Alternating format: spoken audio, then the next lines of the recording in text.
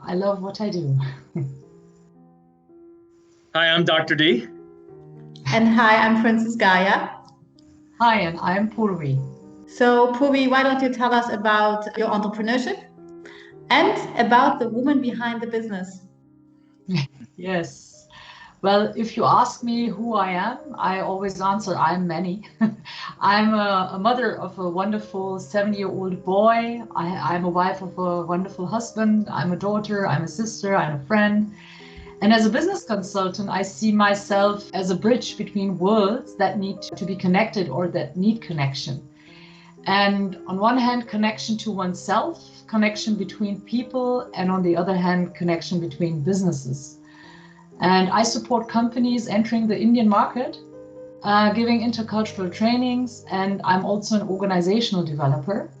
And right now I'm involved in a wonderful project which is called One World, No Hunger, which was initiated by the German government. And more, since I'm also saying I connect people to oneself, so I'm also more and more active as a coach. And yeah, I love what I do. You do a lot of coaching for entrepreneurs trying to start businesses in India and things like that, right? Yes, I give intercultural trainings. On the other hand, I also train companies that are already there and already facing problems in the communication, because the mindsets are totally different between, for example, the Western, especially the German part, and of course also the Indian part. So how to deal with these differences. And it's more than just, actually everything about communication, but how do we communicate and what is behind the communication? That is sometimes very deep. And if I say you have to know a little bit about the culture and you have to know a little bit about the religion from both sides, even Indians have to learn a little bit more about Germans and vice versa. They always look at me, why are you going so deep? And then at the end they say, okay, now we understand where certain things derive from. So you have to set the ground to make the people understand why we have those differences. And the same is, of course, for market entry studies, which I do. Of course, that covers the intercultural part. But the moment the business partner wants to come with me to India, I say, first of all, you have to be ready to come after the second part phase of the market entry study. And I would like to prepare you a little bit on that country if you have not already visited it in the past. Are there any strange or very difficult stories that maybe you could share? There was one small thing that, for example, just 2 years ago, I accompanied it's actually my boss, though I'm a freelancer, for this project, One World, No Hunger. And he actually knows a lot about India, and it was very easy to travel with him. But while eating, some food fell off the plate and he wanted to use his leg to remove it. And I just stopped him in German. I said, don't do that. And he said, why? And he said, I'm so happy that you are with me. I said, that would have been a big problem because touching the food with your feet is kind of disrespectful in India, because food feeds us and gives us our lives, and touching it with the feet. And feet do have a very special meaning in India, So he just said, thank you. I said, ask the people, even you don't pick it up in that moment.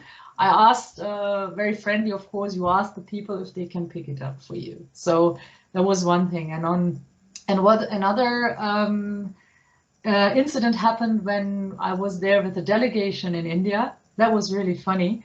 In India, the very holistic sign is the swastika. I had a business partner who is really from very deep Bavaria. And I think, well, he was not really prepared for India and the whole delegation. And it was a desalination plant, a very small one on solar basis. And we took one prototype to India and we had a meeting in a big room, in a big hall. And when we came out, it was already kind of inaugurated. And there was that swastika sign on that machine or on that planting machine, And from the German point of view, he said, Purvi, what is this? I said, oh, I forgot to tell you something. And then I explained to him that this is a very holistic sign in India. And I also tried to make him understand that the sign during World War II and through Hitler, there were many signs taken and even words or terms from other cultures to make his propaganda. But even in the Maya culture or in the Hinduistic culture is a very, very holistic side. Yeah. So these were two incidents where I really had to smile a little bit, and I explained them, and then he said, hopefully it will be removed before we take it back to India. I said, be sure it will be away. We will remove it. Yeah. Sometimes I find it quite difficult to give advices because I can only explain what I did, and maybe others can take out of that. That's what I always learned in the past. Looking at others, I try to copy and paste. It doesn't work really. So what can I give? And maybe I also learn a lot. I can give to a certain extent. Just be yourself and try not to copy others at the end, and try to find your purpose within to understand what you really want in life. And the work should not be the path, it's actually the fulfillment behind it that gives you the path to the work. So that's, I think, the only advice I can give right now. Let me tell you one thing. Just recently, let's say approximately 2 or 3 years ago, I realized that I was struggling in a man's world. In the beginning, or otherwise, I never realized that. Of course, there are many aspects that are within me that cause struggle, but realizing that there could be also the reason for struggle coming from outside through men, I wasn't aware of. So, of course, what I experience is competition. Especially nowadays, it's mansplaining. No. They're always explaining to you, and you always say, yes, thank you, but I know that. And especially explaining to you in a very different way, which is not correct, where you can prove that it is wrong. Yeah. And I do begin having courage to speak this out. And this is actually, I don't consider this, why are men like this? I consider this rather as a learning ground to start, which might be my weakness, to speak out a little bit in a very friendly way, of course, but to say, listen, people, thank you for your explanation, but don't you think so? I know that.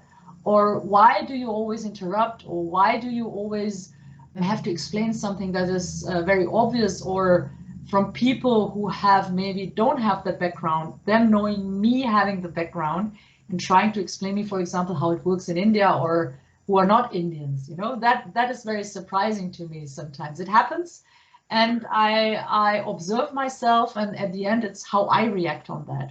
So since I'm learning and training not to react immediately on certain things, just breathe 1, 2 times, and then give an answer on that, or maybe in that context, it doesn't make sense to answer and talk to the person personally.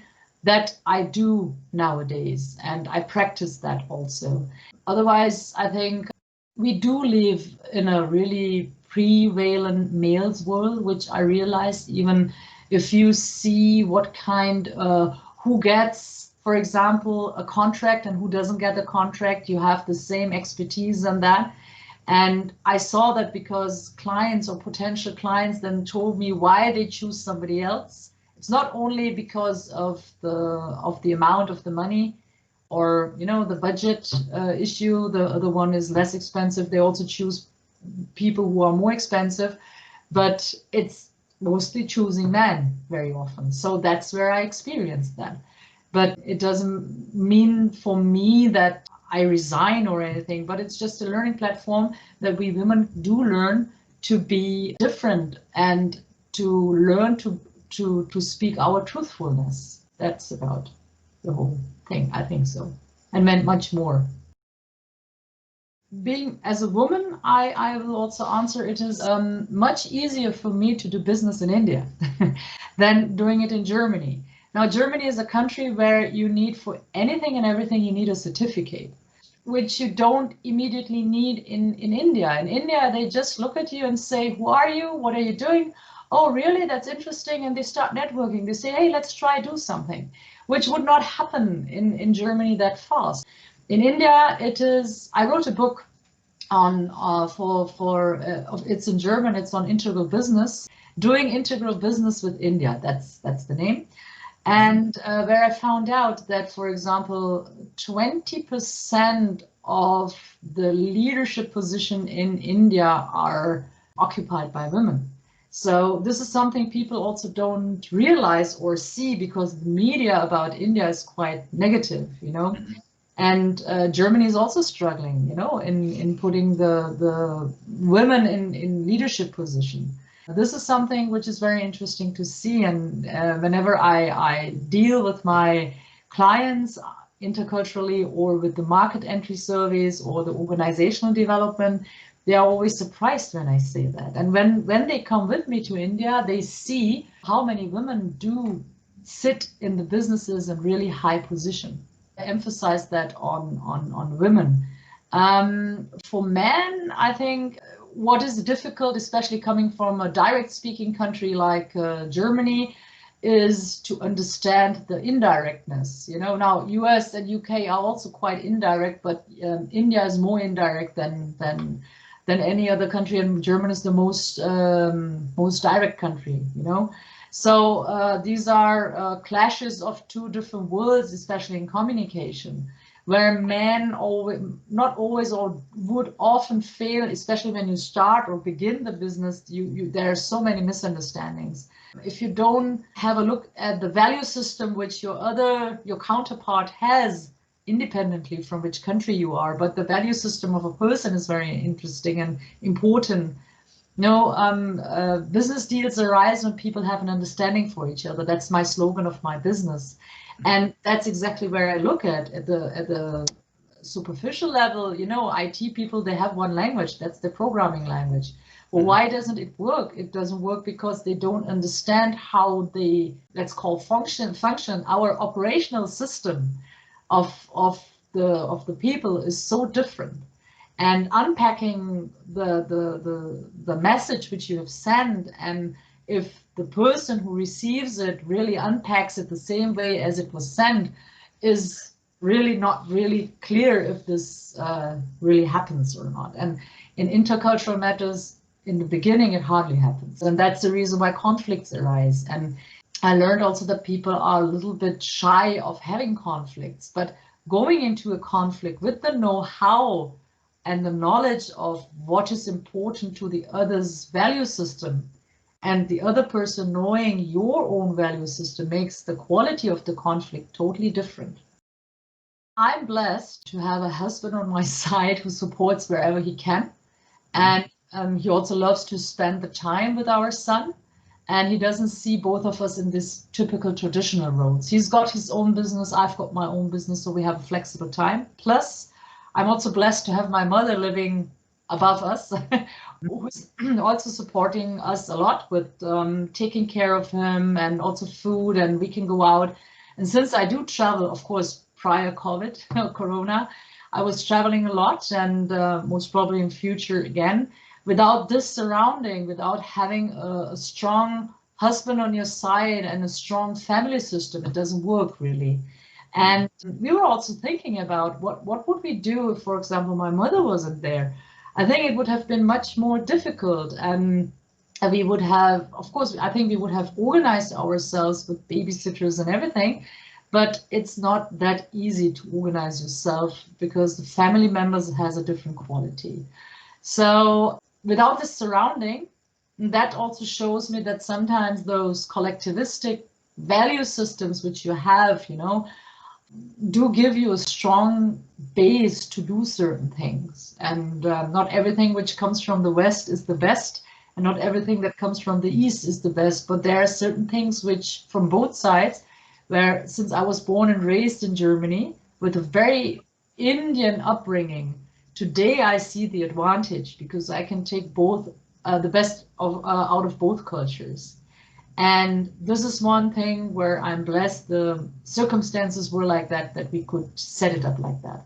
So for me, it is the reason why I have this work-life balance.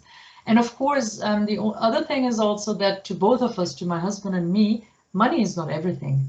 And I think this is also one important thing, which also my husband said, that of course he could earn more money, but he would lose the time with his son and with us. And I think this is something very special and precious to have in today's times. And I wish that more and more people would live like that, because that would change many things in the world. I think I'm not the best person to ask for that because sometimes I just take it as it comes. And of course, for me, getting up early makes sense. And of course, with a kid, you have to get up early, bring him to school, and then I go to office. I also have a small co-working space. So I think this is also was an important step to work very concentrated on things, to focus on things. That is very important. I don't think so that working on a list does really help. I just look at the day, what is right now important for me, what is happening this week, and how can I prepare for this week? And why am I doing this? Where does it lead to? That is always the question I ask myself. I'm trying to do my very best to do my work, but it's very important to have also a me time, yeah, not to forget this, which I've implemented now since 1 year, and it has got more importance during Corona, and also, yeah, going for further educational trainings and so on. These are also important points. So I try to put that, but not to have a tough schedule, a tight schedule. That's not me. I need also some freedom and to enjoy a little bit of life. For what I'm doing today, I did not write a business plan because what I'm doing today, I came through a coincidence. I actually started my business with event management. It was not living India, it was living event. And when I started, it was actually 2 years after completing my studies. I worked as a product manager in 2-3 companies in 2-3 years. And I realized that I wanted to do something by myself. And even coming into that, I wrote my thesis after during my studies. I wrote my thesis on event marketing, and I thought that's it. That's my calling, and that will fulfill me. And we started organizing events, business events, network events. But very fast, I realized through not having the right business partner, through not really being fulfilled, and building up this from the scratch was also hard. Nothing is easy from the scratch, okay? So it's quite, it was difficult. And during that time, a friend of mine asked me, Purvi, there is a company that would like to do intercultural trainings on India, and they are looking for someone. And that's how I came into it. And then I saw how they do it for China, for example. I said, what they're explaining for China, I lived that my whole life. I have lived that and experienced that. It's easy. And that's how I came into the whole business. And then I said, wow, that's really what it's fun. And I think that's something I can really build on and expand. I don't know to what level, I had no idea. So I wasn't the person of doing a business plan. I just said, yeah, let's jump into it. During all this intercultural trainings, then I came into that market entry studies, and today I'm into that One World No Hunger project. In between, I had the idea of bringing out an Indo-German business and culture magazine. And for that, in order to get the money, I wrote a business plan. And frankly speaking, I really hated that. And I also learned that though I studied business management and everything, I have the background, I hated, getting the numbers and writing everything. And that's actually what I'm doing now in organizational development, telling the people you don't have to have a business plan at the end. It's just, it supports you to have an idea what you want to do and summarize everything. But you don't have to have 100 pages of business plan, for sure not. But to have a structure a little bit, it helps. But in order even to get funds and everything, of course it helps, yeah. But at the end, I didn't succeed in that. And today I have a online blog posts which I do. I have podcasts which I publish on this topic, because bringing out magazines for that time in my range, what I came to know, was also difficult. Bringing it out in German and English, finding the right people who write the articles. It was quite a task, and doing this alone was not that easy. Yeah, so I decided not to do that. The business plan was there. It was a good exercise, but it's not really needed. So if you have an idea, note it down, what path you would like to go, what is the idea, what is the goal behind it, maybe the vision, and what actions are you already bringing in that leads you to the vision. But this changes because the environment changes also, but it's just a picture for the moment. We have to realize that because the business plan changes, yeah, and the parameters for fulfilling it also, they do change. That's my experience. There's nothing wrong doing it, and those who are doing it quite well and love doing it, heads off. On one hand, I would say I would do many things differently, many things. But on the other hand, I know that without my history, I wouldn't have developed the way I did. And there's much more to learn from me. So I don't have a goal to reach somewhere. And frankly speaking, I embrace my history. And to say that without that, I wouldn't be there where I am today. But there's maybe just one thing I would tell my younger self today is actually you just trust. And of course, there are many times or many moments where you are lost and where you say, God, I don't know. And failure, of course.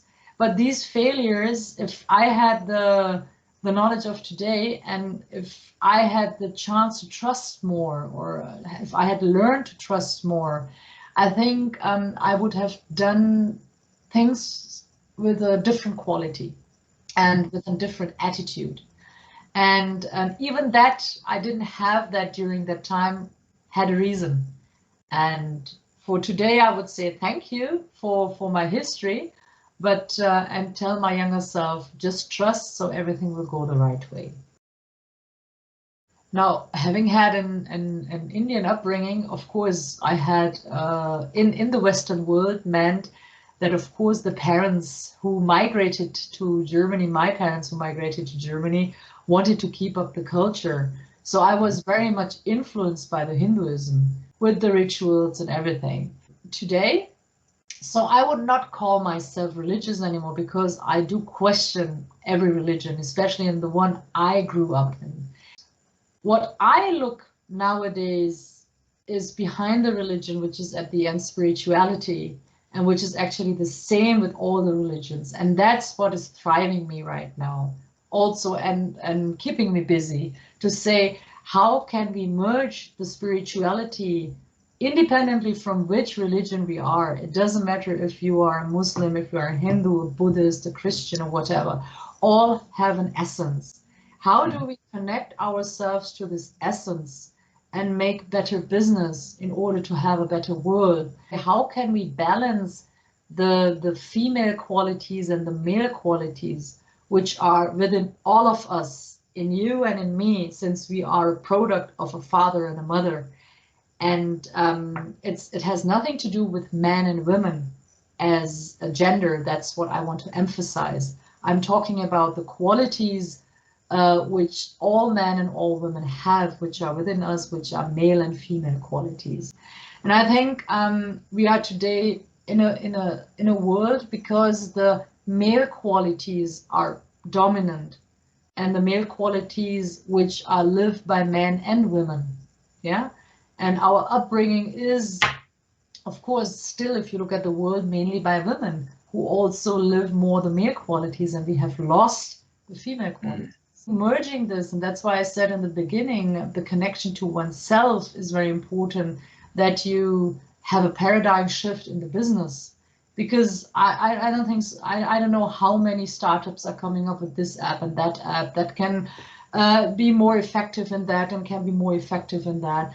What we need is a connection to our planet, and to understand that every creature in this world has the right to live, and as long as we consider ourselves superior to other creatures, we'll be still having a problem.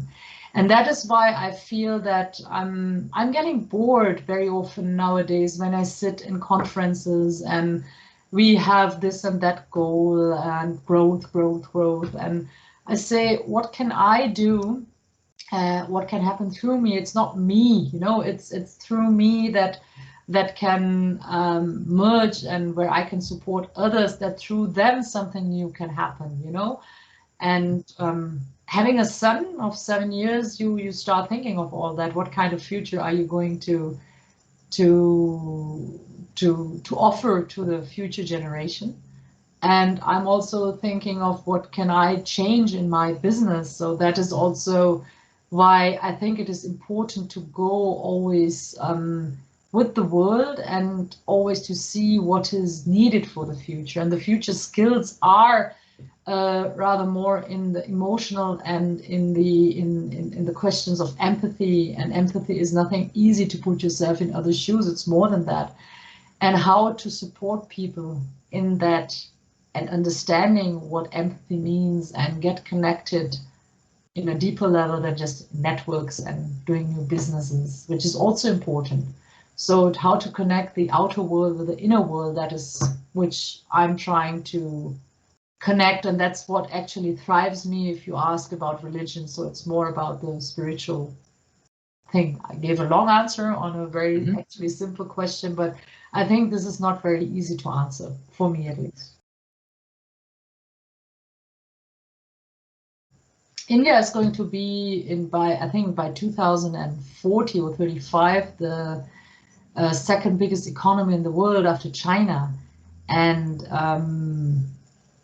people, if companies now, if we look at growth, if we really take the term growth, with me personally, I don't like, but if you really want to grow, so India would be a market, and you have to learn and understand how India works, because I had a workshop, for example, with an automobile company, quite one of the biggest here in Germany, by saying how we would like to enter the middle class with a middle class car in India.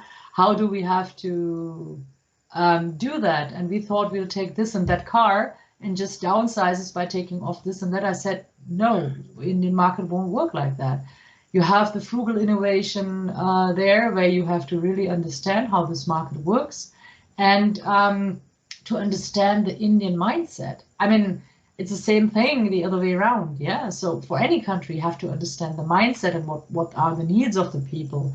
Nowadays, you have mobile phones in India and Africa, which cost 20 euros, for example, and which is affordable for each and single farmer. And you have better access to Wi-Fi than to water in different countries, you know? So it's the world we live in, which we have to be realistic with. But my wish is really to merge it now with the purpose that helps the countries, both the sides, you know. So that is the question, how to do that. So in order to be up to date and to be visible to others, I have to make myself visible. I have to. I don't know if I have to. Maybe it's not the right term for that. But what I do is, as I said, go for lectures, give lectures, be in touch with the people, be part of an association where they give you also the chance to interact with others, you know, where they have interesting topics on which other lecturers come, and you exchange and think, oh, okay, that would be also interesting for me. So I'm a very curious person on new things. I think the curiosity is that makes it possible to remain on the market, and one of the points which helps to remain on the market. Yeah. This Women's Entrepreneurship Week. There's a lot of young female students who may be thinking about becoming entrepreneurs. Is there any other kind of last message you'd like to share with them?